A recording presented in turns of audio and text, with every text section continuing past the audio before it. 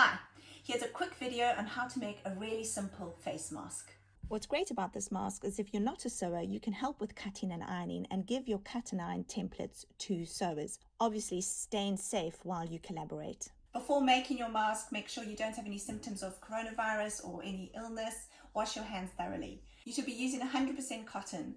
To check that it's 100%, burn a piece of the cotton, and when it burns, it should have a clear flame, and it also should smell like burnt paper. Try choose a cotton that's really soft. An old sheet is ideal. Okay, let's go. I've got myself a 20 centimeter wide template of cardboard so I can cut my material in bulk. Then I'm going to simply cut out my 20 centimeter squares of fabric. Now I'm going to iron my fabric. I'm going to fold in 1.5 centimeters for the top hem and 1.5 centimeters for the bottom hem. Now I'm going to pleat this middle section of the fabric 3 times. I'm going to take my fingers and roughly create a pleat that's about 1.5 centimeters, just under 1.5 centimeters, 3 times. I'm just going to estimate the number of pleats. You don't have to be exact. The width there of 9 centimeters. So that's going to be my finished mask. If you're not a sewer, then you can be cutting the fabric, doing the ironing of the pleats, and cutting 18 centimeter long pieces of elastic. So you obviously need 2 per mask. If you're not a sewer, you can also be helping your sewer by cutting 16 centimeter strips of wire to go into the masks. I use garden wire, but you can use a paper clip as well. Now I'm going to be hemming the 2 sides of the fabric. You don't need to do a double stitch to start. You're just stitching along to create a hem. And here's the other end. Now I'm getting those pleats together that have been ironed. And I'm going to be taking my 18 centimeter piece of elastic and holding it near the top of the end. And here I do a double stitch. Go back, right to the end. And keep right close to the fabric to hem it.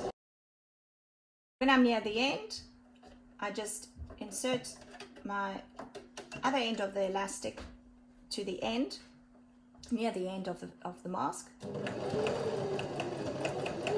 and again do a double stitch. Now I'm going to insert my wire into the one end of the mask and take it all the way to the end so that I've got a little bit of a place there to be able to sew and I won't break my needle. So I've inserted the wire, and I'm going to do exactly the same on the other end by closing in the wire and hemming the other border and stitching the elastic to the mask.